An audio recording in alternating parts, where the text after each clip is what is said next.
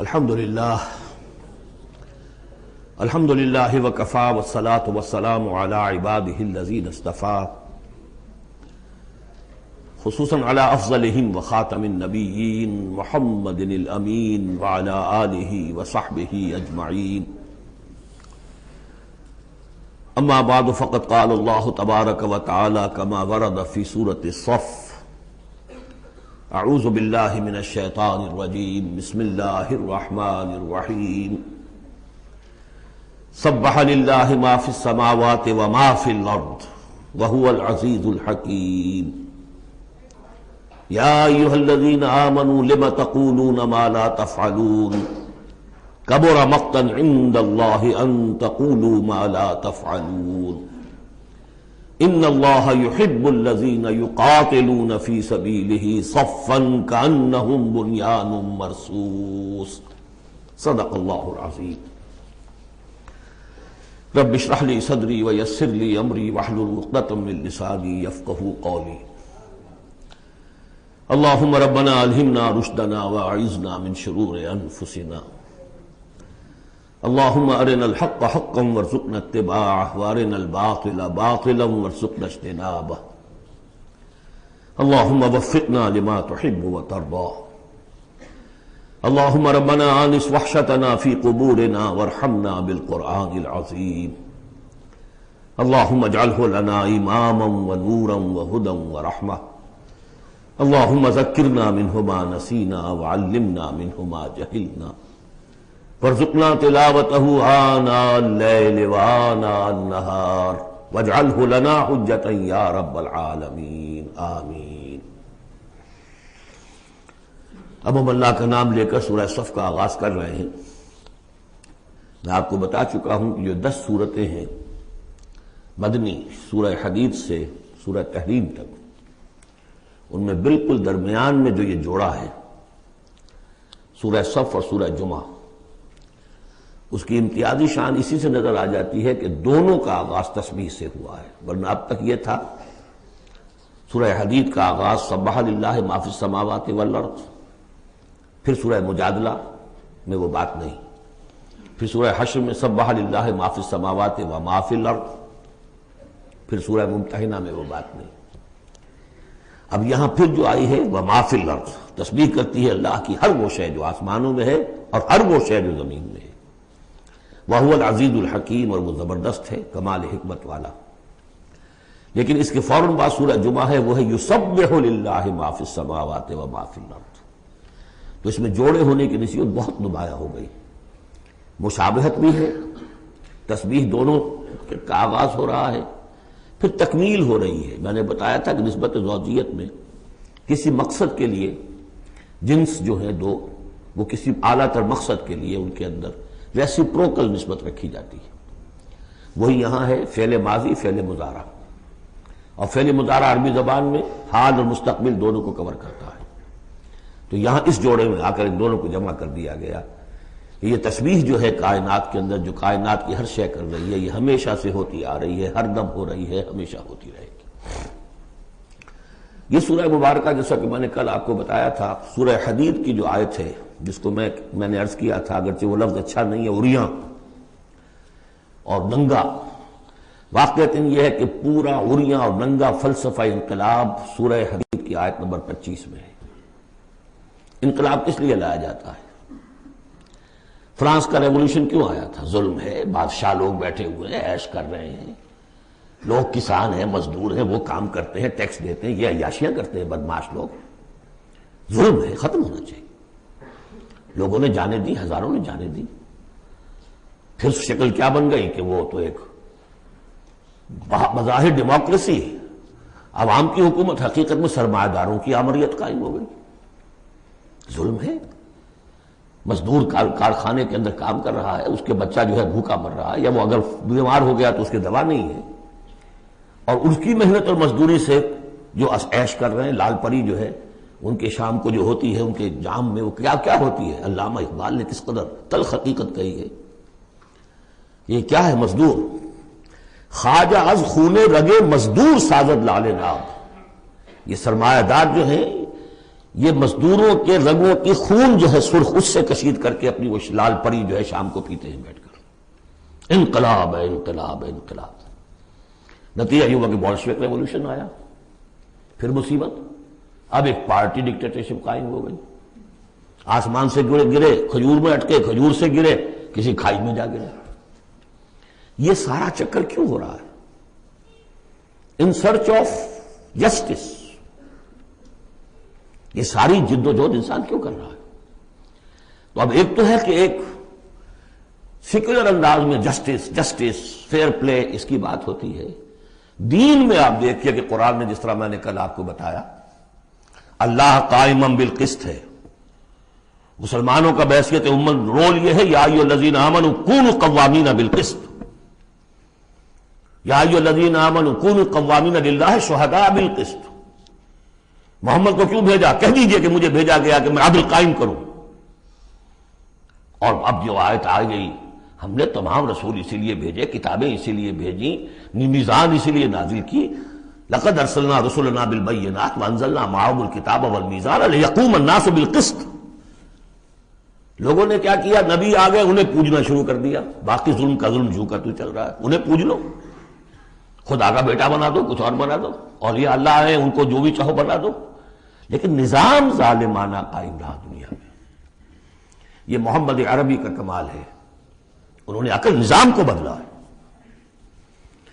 در حقیقت یہ جو تکمیل ہوئی ہے اس پروسیس کی، اس لیے آپ رسول کامل ہیں، آخری رسول اور کامل رسول، جنہوں نے آ کر نظام عدل و قسط کو بالفعل برپا کیا۔ چنانچہ وہ جو ایک عام قانون آیا، پھر اس میں اتنی ننگی بات، لوہا استعمال ہو سکتا ہے، طاقت استعمال ہوگی ظلم کے خاتمے کے لیے، اور ان تمام جتنی بھی ناانصافیاں ہیں ان کو ختم کر دے۔ اگرچہ یہ لوہا کسی طریقے سے استعمال ہوگا، یہ لوہا خودکشی کے کام بھی آ سکتا ہے، خودکشی نہیں کرنی ہے، اس کے کچھ شرائط ہیں، اس کے ضوابط ہیں۔ پہلے کوئی طاقت فراہم کرو، پہلے کوئی نظریہ عام کرو، جو لوگ نظریہ قبول کر لیں انہیں جمع کرو، انہیں منظم کرو، انہیں ٹرین کرو، انہیں قوت بناؤ، پھر باطل سے ٹکراؤ۔ اگر ایسے کھڑے ہو جاؤ گے تو خودکشی ہو جائے گی، نعرہ مارا اور خودکشی ہوگی۔ بہرحال وہ جو ننگا انقلابی نظریہ ہے وہ حضور کی شخصیت کے ضمن میں اس آیت میں آ کر اب وہ واحد کے صیغے میں آ گیا، هو الذی ارسل رسولہ بالہدی ودین الحق لیظہرہ علی الدین کلہ۔ سورہ توبہ میں بھی آ چکی، سورہ فتح میں آ چکی، اب اس سورہ مبارکہ کا مرکزی مضمون وہی ہے۔ لیکن اس کے یوں سمجھ لیجئے، اب زیادہ وقت میرے پاس نہیں ہے، کہ یہ اس کے 4 حصے کر لیجئے، 4 آیتیں، پھر 4 آیتیں، پھر 4 آیتیں۔ پہلی 4 آیتیں تمہیدی بھی ہیں، اور ایک اعتبار سے اس میں اصل میسج آ گیا ہے۔ دوسری 4 آیتوں میں سابقہ امت مسلمہ یعنی یہود کا طرز عمل ہے۔ تیسری آیت میں بعثت محمدی کا مقصد اور اس کے لیے مسلمانوں کو دعوت جہاد۔ 12 آیتیں یہ ہو جائیں گی۔ 2 آیتیں پھر بڑی خاص قسم کی ہیں کہ جو لوگ اس صورت کے پیغام کو قبول کریں اور اختیار کر لیں، ان کے کیا کیا مدارج ہیں، دنیا میں کیا ہے، آخرت میں کیا ہے۔ بسم اللہ الرحمن الرحیم، سبح للہ ما فی السماوات وما فی الارض وہو العزیز الحکیم۔ اب اس کا میں ترجمہ بھی نہیں کروں گا اس وقت۔ اب آ رہی ہے بات بالکل دو ٹوک، وہی جو میں نے کہا تھا ان تمام صورتوں میں ہے، زجر، توبیخ، جھنجھوڑنے کا انداز۔ کیا ہو گیا مسلمانوں تمہیں؟ یا ایھا الذین آمنوا ما لکم لم تقولون ما لا تفعلون، تمہیں کیا ہو گیا ہے مسلمانوں، تم جو کہتے ہو وہ کرتے نہیں، کیوں کہتے ہو جو کرتے نہیں؟ ایمان اللہ پر اور اس کے حکم پاؤں تلے، ایمان رسول کا، محبت اور عشق کے دعوے اس کے سنتوں کی دجیاں بکھیر دو۔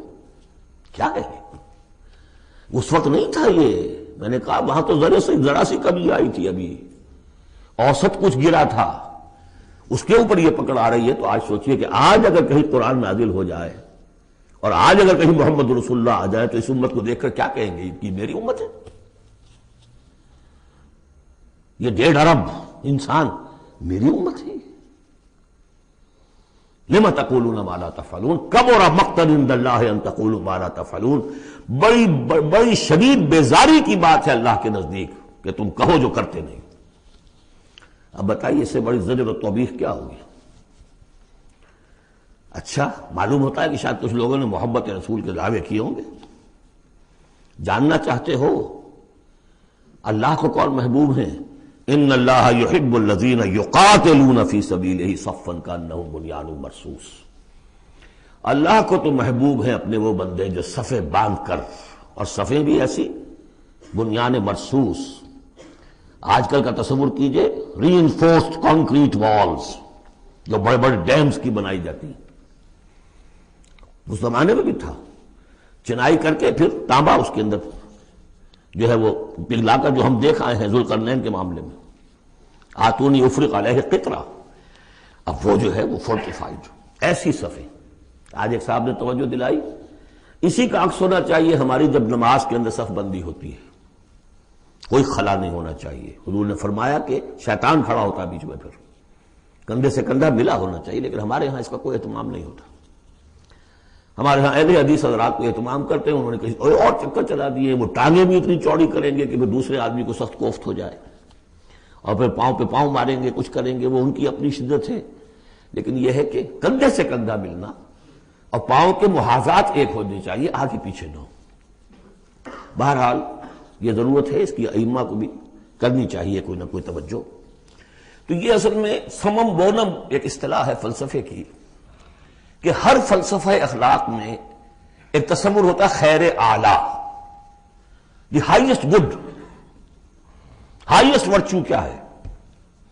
آپ ایک فلسفہ دیتے ہیں اخلاق کا، اس کی روح سے سب سے بڑی نیکی کون سی ہے، تو جان لیجئے اسلام میں سمم بونم، اسلام کے خیر اعلیٰ قتال فی سبیل اللہ ہے. ان اللہ یحب الذین یقاتلون فی سبیلہ صفا کانہم بنیان مرصوص. اب سوچ لو، دیکھ لو، سوچ سمجھ کر قدم رکھو. جس کو ہو جان و دل عزیز، اس کی گلی میں جائے کیوں. اس راستے پر آنا ہے تو یہ سمم بونم ہے. یہ 4 آیتیں ہو گئیں تمہید کی. 4 آیتیں ہیں اب. بنی اسرائیل نے کیا کیا اللہ کے جلیل قدر پیغمبروں کے ساتھ. وَإِذْ قَالَ مُوسَىٰ لِقَوْمِهِ يَا قَوْمِ لِمَ تُؤْذُونَنِي وَقَدْ تَعْلَمُونَ أَنِّي رَسُولُ اللَّهِ إِلَيْكُمْ. یاد کرو جب کہ کہا موسیٰ نے اپنی قوم سے، اے میری قوم کے لوگوں کیوں مجھے ایذا دے رہے ہو، کوفت پہنچا رہے ہو، تکلیف دے رہے ہو. وَقَدْ تَعْلَمُونَ أَنِّي رَسُولُ اللَّهِ إِلَيْكُمْ، جبکہ تم جانتے ہو میں اللہ کا رسول ہوں. میرے نزدیک یہاں رسول بمانی نبی کے ہے. حضرت موسیٰ بنی اسرائیل کے لیے نبی تھے، رسول نہیں. رسول تھے الی فرعون. جہاں کہیں ذکر آیا بحیثیت رسول، الی فرعون وملئہ، الی فرعون وملئہ، الی فرعون وملئہ. کیونکہ رسول کے بعد قاعدہ یہ ہوتا ہے کہ پھر رسول کی بات نہ مانے تو قوم ہلاک کی جاتی ہے. حضرت موسیٰ کی بات نہیں مانی، 4 کے سوا ہلاک نہیں کی گئی. تو حضرت موسیٰ کی حیثیت بنی اسرائیل کے لیے نبی کی ہے، لیکن آل فرعون کے لیے وہ رسول تھے. مانو مجھے اور میرے ساتھ واپس کرو ان کو، بنی اسرائیل کو. وَقَدْ تَعْلَمُونَ أَنِّي رَسُولُ اللَّهِ إِلَيْكُمْ، جانتے ہو میں اللہ کا نبی ہوں. فَلَمَّا زَاغُوا، جب وہ کج ہو گئے، ٹیڑھے ہو گئے، أَزَاغَ اللَّهُ قُلُوبَهُمْ، اللہ نے بھی ان کے دلوں کو ٹیڑھا کر دیا. یہ بہت اہم آیت ہے جو قرآن مجید میں جتنی مرتبہ آیا اللہ نے انہیں گمراہ کر دیا، اللہ نے مہر لگا دی. تو کبھی اللہ ابتداءً مہر نہیں لگاتا، پہلے انسان ٹیڑھا خود ہوتا ہے، لیکن جب اس کے ٹیڑھ پن ایک حد تک چلا جاتا ہے، he reaches the point of no return, then Allah puts a seal on his heart. اس کے بعد نہیں آ سکتا. تو جب وہ ٹیڑھے ہو گئے اللہ نے ان کے دلوں کو بھی ٹیڑھا کر دیا. واللہ لا یہدی القوم الفاسقین، اللہ فاسقوں کو زبردستی ہدایت نہیں دیتا. اب اس میں ہم پڑھ چکے ہیں سورہ مائدہ میں، اصل میں وہ ایذا ہے. اللہ کے رسول کو اصل ایذا ذاتی نہیں ہوا کرتی، ہوتی ہے وہ بھی، انسان محسوس کرتا ہے. اور میں بتا چکا ہوں آپ کو سورہ احزاب میں کہ حضور حضرت موسیٰ کے ساتھ بھی اس طرح کا معاملہ کیا، لیکن حضور کے ساتھ بھی کیا. لیکن اصل ایذا جو یہاں ہو رہی ہے قتال کے لفظ کے ذکر کے ساتھ جو آ رہی ہے وہ یہ ہے. اگلا دور ان کا کیا آیا ہے، وَإِذْ قَالَ عِيسَى ابْنُ مَرْيَمَ، دوسرا دور. اب یہ ہے رسول، اصل میں بنی اسرائیل کے لیے رسول بن کر آئے وہ حضرت عیسیٰ. رسولاً الی بنی اسرائیل، سورہ آل عمران کی وہ الفاظ بہت اہم ہیں. وَإِذْ قَالَ عِيسَى ابْنُ مَرْيَمَ يَا بَنِي إِسْرَائِيلَ إِنِّي رَسُولُ اللَّهِ إِلَيْكُمْ. اور جب یاد کرو جب کہ کہا عیسیٰ ابن مریم نے، اے بنی اسرائیل میں اللہ کا رسول ہوں تمہاری طرف. مصدقا لما بین یدی من التوراۃ، اور میں تصدیق کرتے ہوئے آیا ہوں اس کی جو میرے سامنے ہے تورات میں سے. ومبشرا برسول، اور بشارت دیتے آیا ہوں ایک رسول کی، یاتی من بعدی، جو میرے بعد آئیں گے، اسمہ احمد، جن کا نامی احمد ہے صلی اللہ علیہ وسلم، احمد مجتبی۔ فلما جاءہم بالبینات، یہ وہی حضرت عیسیٰ کے بارے میں، جب وہ آئے کھلی نشانیاں لے کر، معجزے لے کر، عظیم ترین معجزے لے کر، قالوا ھذا سحر مبین، انہوں نے کہہ دیا یہ تو سحر مبین ہے۔ ومن اظلم ممن افترا، اب یہ تیسرا دور ہے، اب محمد رسول اللہ آ گئے ہیں صلی اللہ علیہ وسلم، اور وہ ہم پڑھائیں سورہ بنی اسرائیل میں، عسیٰ ربکم ان یرحمکم وان عدتم عدنا، اے بنی اسرائیل تم ہمارے لاڈلے تھے، اس میں کوئی شک نہیں، ہم نے تمہیں چنا تھا، اخترناہم علی علم، لیکن تم نے اپنی بد عملی کی وجہ سے اپنے آپ کو راندہ درگاہ بنا لیا، لیکن ہماری محبت اب بھی موجود ہے۔ عسیٰ ربکم ان یرحمکم، تمہارا رب اب بھی تمہیں رحم کرنے کے لیے تم پر تیار ہے، وَإِنْ عُدْتُمْ عُدْنَا، لیکن تمہارا طرز عمل وہی رہا جو پہلے تھا، تو ہم بھی وہی کچھ کریں گے جو ہم نے پہلے کیا، اسی طرح پٹوائیں گے تمہیں۔ نبوکدنیزر سے پٹوایا، اور گریک سے پٹوایا، اسیرین سے پٹوایا، رومن سے پٹوایا، اور اب اس صدی میں آ کر جرمن سے پٹوایا۔ 60 لاکھ 6 ملین، اور میں نے ایک دفعہ پہلے روایت یہ پڑھی تھی کہ نہیں 4 ملین تھے، ابھی پچھلے دنوں میں نے ایک دیکھا ہے کیلنڈر، وہاں تو اس کے اندر تذکرہ ہے کہ 6 سے بھی زیادہ تھے، 6 ملین سے بھی زیادہ تھے، واللہ اعلم۔ بہرحال اب تیسرا دور آیا، ومن اظلم ممن افترى علی اللہ الکذب، اس سے بڑھ کر ظالم کون ہوگا جو اللہ پر جھوٹ تلاسے، وہو یدعی الی الاسلام، بلایا جا رہا اسلام کی طرف، اب محمد رسول اللہ انہیں دعوت دے رہے ہیں، واللہ لا یہدی القوم الظالمین، اللہ ایسے ظالموں کو زبردستی ہدایت نہیں دیتا۔ عسیٰ ربکم ان یرحمکم، لیکن اس کے بعد فرما دیا اگلی آیت میں، ان ھذا القرآن یہدی للتی ہی اقوم، یہ قرآن ہے، شاہدرہ ہے، ہماری رحمت کا شاہدرہ قرآن حکیم، داخل ہونا ہے، آؤ داخل ہو جاؤ۔ اب حضور کے ساتھ جو کچھ کر رہے تھے اس کا کلائمیکس یہ تیسری آیت ہے، یریدون لیطفئوا نور اللہ بافواہہم، وہ تلے ہوئے ہیں کہ اللہ کے نور کو اپنی منہ کی پھونکوں سے بجھا کر رہیں گے۔ یہ خاص یہود کے بارے میں ہے یہ آیت، اچھی طرح سمجھ لیجئے، اور اس کا کلائمیکس اب آ رہا ہے، اب آ رہا ہے۔ The final showdown is going to come now and not very far off, very soon. Armageddon اسے کہہ لیں۔ یہود پوری طریقے سے پوری عیسائی دنیا کو اپنے تسلط میں لا چکے ہیں، اور جو کچھ ہونے والا ہے الملحمۃ العظمیٰ جسے حضور نے قرار دیا ہے، عظیم ترین جنگ، اور آرمگڈون یہ ان کی کرسچین جو ان کی ہے اصطلاحات میں وہ آرمگڈون ہے۔ بہرحال وہ تو ابھی آئے گا، ابھی تک تو ہم پڑھ رہے ہیں جو اس وقت ہو رہا تھا، ان میں جرت نہیں تھی، وہ سامنے آ کر مقابلہ نہیں کرتے تھے، وہ ہم پڑھ چکے ہیں سورہ حشر میں، کبھی بھی سامنے آ کر مقابلہ نہیں کریں گے، منہ کی پھونکوں سے بجھاتے ہیں دور دور سے۔ یہ استعارہ ہے کہ سامنے آ کے مقابلہ نہیں کرتے، سازشیں کرتے ہیں، منہ سے تو آدمی بات ہی کرتا ہے نا، سازشیں کر کے اس کو ابھارو، اس کو لے آؤ، اس سے حملہ کروا دو، قریش کو لے آؤ، فلاں کو لے آؤ، ان میں دم نہیں ہے۔ اسی کو کہا ہے مولانا ظفر علی خان نے، نور خدا ہے کفر کی حرکت پہ خندہ زن، پھونکوں سے یہ چراغ بجھایا نہ جائے گا۔ یریدون لیطفئوا نور اللہ بافواہہم واللہ متم نورہ ولو کرہ الکافرون، اللہ اپنے نور کا اتمام فرما کر رہے گا، خواہ یہ کافروں کو کتنا ہی ناگوار ہو۔ یہ جو آیت آئی ہے اس سے پہلے سورہ توبہ میں، یریدون ان یطفئوا نور اللہ بافواہہم ویابی اللہ الا ان یتم نورہ ولو کرہ الکافرون، اتنا سا فرق ہے، باقی آیت جو کی تو ہے۔ اب تیسرا حصہ ہے سورت کا، اب حضور کی بعثت کس لیے ہوئی؟ هو الذی ارسل رسولہ بالہدی ودین الحق لیظہرہ علی الدین کلہ۔ یہ خاص آیت میں آپ کو بتا چکا ہوں کہ انبیاء کی بعثت، رسولوں کی بعثت کے لیے بشیر، نذیر اور مذکر، مربی، معلم، یہ سارے الفاظ، شاہد، یہ سب مشترک ہیں۔ یہ صرف محمد رسول اللہ کے لیے ہے، اور 3 دفعہ ہے۔ وہی ہے اللہ جس نے بھیجا اپنے رسول کو صلی اللہ علیہ وسلم، الہدا، کامل ہدایت نامہ جو ان پر کامل ہو گیا، اور دین حق، وہ میزان جو دی گئی تھی تمام انبیاء کو، وہ میزان اب کامل ہو کر دین حق، سچا، مکمل، عادلانہ، مبنی بر عدل و قسط نظام زندگی ہے جو اب بن گیا۔ کس لیے بھیجا ہے؟ لِیُظْہِرَہُ، سے غالب کریں، یہ نہیں وہ پامال رہے اور 30 لاکھ لوگ حج کرتے رہے، بس اللہ اللہ خیر صلی اللہ. رہ گئی رسم اذاں روح بلالی نہ رہی، فلسفہ رہ گیا تلقین غزالی نہ رہی. یہ 30 لاکھ آدمی اگر کفن باندھ لیں اپنے سر سے تو دنیا میں انقلاب آ جائے گا نہ آ جائے؟ حج کری آؤ، رمضان کا عمرہ کراؤ، ریچولز حرام سے کمائی کرو اور عمرے کرو. هو الذي ارسل رسوله بالهدى ودين الحق ليظهره على الدين كله ولو كره المشركون. مشرکوں کو تو یہ پسند نہیں ہوگا.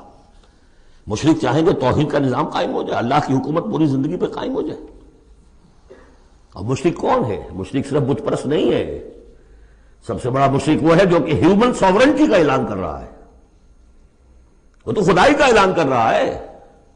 بت پرست نے تو یہی سمجھا ہوگا یہ کوئی دیوی ہے، دیوتا ہے، کوئی ہماری سفارش کر دے گا. اس کے علاوہ وہ تو خدا بن رہے ہو تم کہ ہم حاکم ہیں. یہ دعویٰ تو نمرودیت کا دعویٰ ہے، یہ دعویٰ تو فرعونیت کا دعویٰ ہے. حاکم ہم ہیں. الیس لی ملک مصر وہذہ الانہار تجری من تحتی.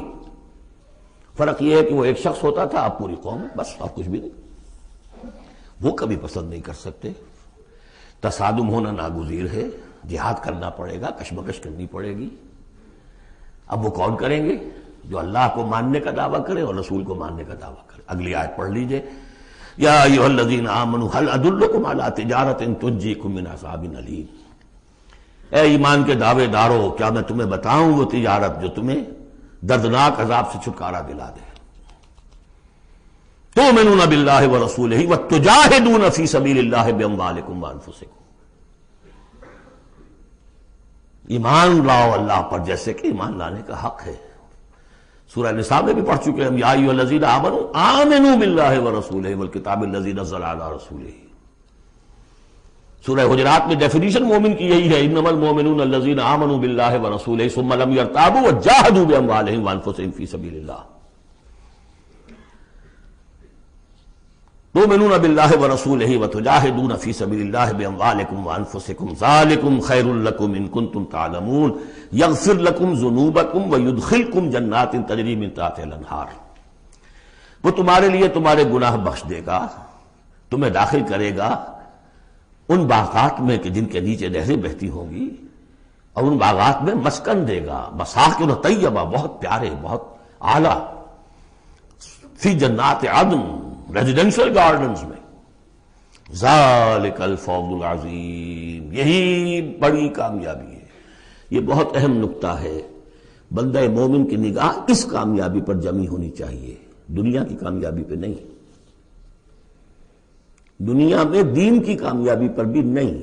آپ حیران ہوئے کیا کہہ رہا ہے؟ نصب العین صرف آخرت. اگر آپ نے دنیا میں کامیابی کو نصب العین بنا لیا تو گڑبڑ ہو جائے گی. پھر آپ کہیں گے یہ تو صحیح طریقے سے کام نہیں ہو رہا تو ٹیڑھے سے کرو، سیدھی انگلیوں گھی نہیں نکل رہا تو ٹیڑھی کرو، بائی ہوک اور بائی کروک، جیسے کوئی ہاکی کا پلیئر چلتا ہے لے کر کیری کرتا ہے. اسی میں تحریکیں گم ہو جاتی ہیں. تحریکوں کے قبرستان بنے ہیں اسی بنیاد پر. تم دیکھو تمہارا فرض یہ طریقہ کار یہ، اس طریقے پہ کام کرتے رہو، نتیجہ نکلے نہ نکلے تمہیں اس سے کوئی بحث نہیں. ہاں طریقہ کار پر نظر ثانی کرتے رہو. وہ طریقہ محمد رسول اللہ سے ماخوذ. اور منہاج لکل جعلنا منکم شرعۃ ومنہاجا، ہم نے ہر ایک کو تم میں سے شریعت بھی ایک دی ہے، منہاج بھی دیا ہے. منہاج محمدی کیا ہے بولو؟ تم امت محمد ہو صلی اللہ علیہ وسلم. تو یہ بات نوٹ کر لیجئے، بہت اہم ہے. بس تجزیہ کر لیجئے اب تک جو کچھ آیا ہے اس میں، بلکہ اب آخری 2 آیتیں بھی پڑھ لیجئے. ایک حیثیت سے یہ 12ویں آیت پر آ کر مضمون مکمل ہو گیا. ذالک الفوز العظیم، بڑی کامیابی یہی ہے. البتہ دنیا میں ایک اور بونس کی شکل میں ہے. وَأُخْرَىٰ تُحِبُّونَهَا، ایک اور شے جو تمہیں بہت پسند ہے. اللہ کی نگاہوں میں تو اس کی کوئی حیثیت نہیں، اس لیے کہ اللہ کی نگاہ میں تو اگر وہ کرنا ہی چاہے تو دین حق کو غالب کر دے آنے واحد میں. اللہ تو تمہیں دیکھ رہا ہے بس کہ تم نے کتنی کچھ جانفی شانی کی، کہ چونکہ تمہارا امتحان ہے. لیکن تمہاری نگاہوں میں بہرحال انسان ہو تم، بربنائے طبع بشری انسان چاہتا ہے کہ کوئی جو کچھ ہم کریں اس کا نتیجہ بھی اگر نظر آ جائے تو کیا کہنے، وَأُخْرَىٰ تُحِبُّونَهَا، اور وہ دوسری چیز اور بھی جس کا جو تمہیں پسند ہے، وہ کیا ہے، نصر من اللہ وفتح قریب، اب اللہ کی طرف سے مدد آیا چاہتی ہے اور فتح تمہارے قدم چوما چاہتی ہے۔ لیکن یہ ظاہر بات ہے یہ کب اتری ہے، یہ میں آپ کو بتا چکا ہوں، اس کو سمجھیے سورہ صف کو سورہ احزاب کا ضمیمہ، وَبَشِّرِ الْمُؤْمِنِينَ، یہی الفاظ آئے ہیں، اور اے نبی اس کی بشارت دے دیجئے اہل ایمان کو۔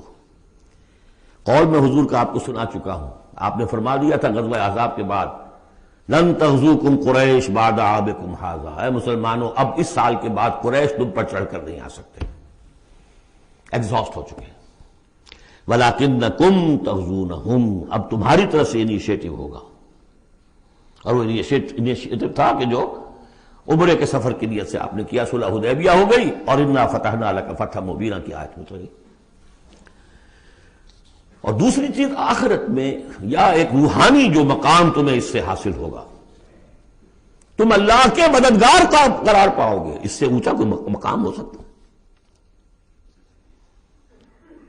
یا ایھا الذین آمنوا کونوا انصار اللہ، اگر تم اللہ کے دین کا جھنڈا اٹھانے کے لیے اپنی جانیں لگا رہے ہو تو کس کے مددگار ہو؟ اللہ کا دین ہے، جھنڈا اس کا ہے، اور یہ فرض منصبی اصل تھا محمد کا، تو ان کی بھی مدد ہے، من انصاری اللہ آگے آ جائے گا۔ اہل ایمان اللہ کے مددگار بنو، کما قال عیسی ابن مریم للحواریین، جیسے کہ کہا تھا عیسیٰ ابن مریم نے اپنے حواریین سے، من انصاری اللہ، کون ہے میرا مددگار اللہ کی راہ میں۔ دیکھیے جیسے بیعت کی نسبتیں آئی تھی دو، بیعت حضور سے، بے اللہ سے، لہذا تیسرا ہاتھ اللہ، وہی مسئلہ یہ ہے، نصرت اللہ کی، لیکن میری نصرت اللہ کی طرف۔ اللہ کی نصرت کیسے کرو گے؟ میری نصرت کرو اللہ کے راستے میں، محمد رسول اللہ والذین معہ۔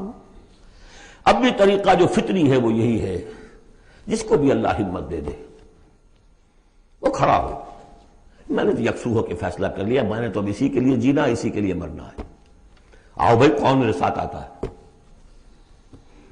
میں انصاری اللہ، میں تو چل رہا ہوں، وہ ساتھی ملے گا تب بھی چلوں گا، نہیں ملے گا تب بھی چلوں گا، اب کون میرے ساتھ آتا ہے، من انصاری اللہ، جو ہاتھ میں ہاتھ دے اس کا ساتھی ہے۔ اذ قال عیسی ابن مریم للحواریین من انصاری اللہ قال الحواریون نحن انصار اللہ، اگرچہ وہ مددگار تھے حضرت عیسیٰ کے، حقیقت میں تھے اللہ کے، بظاہر عیسیٰ کے، حقیقت اللہ کے۔ فآمنت طائفۃ من بنی اسرائیل، تو بنی اسرائیل دو گروہ میں تقسیم ہو گئے، ایک وہ جو ایمان لے آیا اور ایک وہ جو کفر پر اڑا رہا، وکفرت طائفہ فأیدنا الذین آمنوا علی عدوہم، تو ہم نے مدد کی ان کی جو ایمان لائے تھے ان کے خلاف، کہ جنہوں نے کفر کیا تھا ان کے دشمنوں کے خلاف، فاصبحوا ظاہرین، بالآخر وہی کامیاب ہوئے۔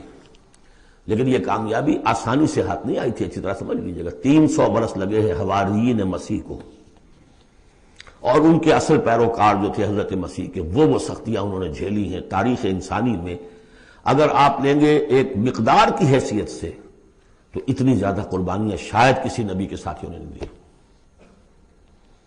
ایک ہے ایک چیز جو ہے وہ سمٹ کر آ گئی ہو تھوڑے سے وقت میں، وہ ہے حضور کا معاملہ، کہ حضور کا اور آپ کے ساتھیوں کا، لیکن جتنے طویل عرصے تک اور جس قدر شدید پرسیکیوشن، عام خیال یہی، اور میں بھی اس کا قائل ہوں، کہ سورہ یاسین میں جو ذکر ہے، وہ جو 2 رسول بھیجے گئے اور پھر تیسرا بھیجا گیا، وہ اصل میں حواریین مسیح تھے، رسول کے رسول تھے، اللہ کے رسول نہیں تھے براہ راست۔ اسی طریقے سے آپ کو معلوم ہے جو پرسیکیوشنز ہوئی ہیں ان کی، جس طریقے سے انہیں ستایا گیا ہے، جو اصحاب الاخدود تھے وہ بھی عیسائی تھے، جن کو کہ یہودیوں نے جلایا، ابو نواس نے، وہ بھی عیسائی تھے، حضرت مسیح کے ماننے والے۔ اسی طریقے سے یہ 7 سلیپرز کون تھے جو جان بچا کر گئے تھے، یا اصحاب کہف، عیسائی تھے۔ رومی شہنشاہیت تھی، بت پرستوں کی شہنشاہیت تھی، اس میں جو کچھ پرسیکیوشن ہوئی ہے وہ تو 300 عیسوی میں پھر رومن امپائر نے عیسائیت قبول کی ہے۔ اس کے بعد سے پھر ظاہر بات ہے، چاہے عیسیٰ کو وہ صحیح طور پر مانتے ہیں، غلط طور پہ مانتے ہیں، عیسیٰ کے ماننے والے ہیں، وہ کہتے ہیں وہ حرام زادہ ہے، وہ کہتے ہیں کہ نہیں وہ اللہ کا بیٹا ہے، بس اتنا ہی فرق ہو گیا، وہ ایک انتہا کو نکل گئے، وہ دوسری انتہا کو نکل گئے۔ باسٹرڈ کہتے ہیں کھلم کھلا، سن آف مین، اور وہ لوگ کہہ رہی اللہ کا، لیکن مانتے تو ہے نا، یہ انکار کرتے ہیں۔ تو مان ہمارے ہاں بھی کتنے ہی لوگ ہیں حضور کے رتبے کو جب نعتوں میں بیان کرنے آئیں گے اللہ سے کم چھوڑتے ہیں، اللہ سے اوپر بنا دیتے ہیں۔ اوتار کا عقیدہ تو میں آپ کو بتا چکا ہوں، وہی جو مصطفی عرش تھا خدا ہو کر اتر پڑا وہ مدینے میں مصطفیٰ ہو کر۔ مدینے کی مسجد میں منبر کے اوپر بغیر عین کے ایک عرب ہم نے دیکھا، عرب میں سے عین نکال دے کیا رہ جائے گا؟ رب۔ کون ہے کہنے والا؟ یہ مسلمان، محمد کا امتی ہے۔ تو یہ جو انتہائیں ہوتی ہیں، غلو ہوتا ہے، یا اہل الکتاب لا تغلو فی دینکم، تو غلو ہم کم ہے کم کرنے والے۔ کون سا جرم ہے جو پچھلوں نے کیا ہم نے نہیں کیا، سوائے اس کے کہ اس قرآن کی تحریف ہم نہیں کر سکے، اس کے متن کی، بس۔ اور وہ اس لیے کہ اسپیشل پروٹیکشن اللہ کی تھی۔ یہ ہے سورہ صف۔ ایک سورت بھی سمجھ میں آ جائے تو زندگی کا راستہ بالکل واضح ہو جاتا ہے۔ البتہ یہ جو قتال اس میں بتایا گیا، میں نے عرض کیا تھا قتال ایسا نہیں ہے کہ اٹھاؤ ہتھیار جاؤ نعرہ مارو اور خودکشی کر لو، ٹکرا جاؤ۔ اس کا ایک پروسیس ہے، پہلے اس کے لیے مردان کار چاہیے، ایسے مردان کار جن کے دلوں میں اللہ کی محبت کے سوا دنیا کی کوئی محبت نہ رہ گئی ہو، جو ہم سورہ شورى میں پڑھ چکے ہیں۔ فما اوتیتم من شیء فمتاع الحیاۃ الدنیا وما عند اللہ خیر وابقی للذین آمنوا وعلی ربہم یتوکلون۔ طالب آخرت بن چکے ہو، واقعتاً کہنے کی حد تک نہیں، زبانی کلامی نہیں، فی الواقع۔ پھر ان کے اندر وہ اخلاص اور خلوص، پھر ایک نظم کی پابندی، ایک لیڈر کے ساتھ عہد، جو کہو گے۔ یہ تقاضے اگر پورے نہیں ہوتے، اور محترم تعداد کے اندر 2-4 سے تو نہیں ہوگا معاملہ۔ 4 کا ہوتا معاملہ تو حضرت موسیٰ کے ساتھ بھی تھے، 3-4 تو اور 150 تو اور بھی شاید نکل ہی آتے، کوئی ذرا اور محنت کرتے، لیکن نہیں، معتدل تعداد، ریکوزٹ نمبر۔ لہذا اس کو تیار کرنے کے لیے کیا طریقہ کار ہے؟ یوں سمجھیے کہ منہج انقلاب محمدی کے 2 حصے ہیں۔ اوپر کا حصہ ٹکراؤ، تصادم، وہ سب کو معلوم ہے، غزوہ بدر، غزوہ احد، غزوہ احزاب، فلاں کس کو نہیں معلوم؟ لیکن اکبر الآبادی کا بڑا پیارا شعر ہے، خدا کے کام دیکھو بعد کیا ہے اور کیا پہلے ہے، نظر آتا ہے مجھ کو بدر سے غار حرا پہلے۔ آئیاں تھیں جو سوچ و بچار تھا، پھر اس نے 12 برس تک مکے میں جو دعوت، تبلیغ، تربیت، تزکیہ، تعلیم، تنظیم، یہ کام کیا ہے۔ یہ ہے جس کا نتیجہ سامنے نظر آتا ہے۔ چاہے تمہارے جسم کے ٹکڑے اڑا دیں، تم نے ہاتھ نہیں اٹھانا۔ یہ ارادہ آسان کام ہے کوئی؟ بلی کو بھی آپ گھیر لیں اگر کسی کونے میں تو وہ آپ پر حملہ کر دے گی۔ ڈیسپریٹ آدمی 2-3 کو مار کر مرے گا، ایسے نہیں مر سکتا آدمی بڑی شے ہے، لیکن اجازت نہیں ہے۔ یہ تیاری جو کرائی ہے محمد رسول اللہ نے، تو ایک ہے تصادم کا مرحلہ، اور ایک ہے تصادم کے لیے آدمی تیار کرنا۔ آدمی فراہم کیسے کرے، تیار کیسے کرے؟ اس کو میں نے قرار دیا ہے منہج انقلاب نبوی کی اساسی منہاج۔ ایک ہے تکمیلی منہاج، تصادم، ٹکراؤ، جنگ۔ اساسی منہاج ہے how to procure proper people, procurement of people and then their training۔ یہ ہے مسئلہ، اور اس کا مرکز و محور قرآن ہے۔ اگلی سورہ جمعہ اسی سے بحث کر رہی ہے۔ یوں سمجھ لیجئے کہ بعثت محمدی کا مقصد، اس کے لیے تصادم کے مراحل، یہ سورہ صف میں، لیکن اس کے لیے مردان کار کی تیاری کا عمل سورہ جمعہ میں۔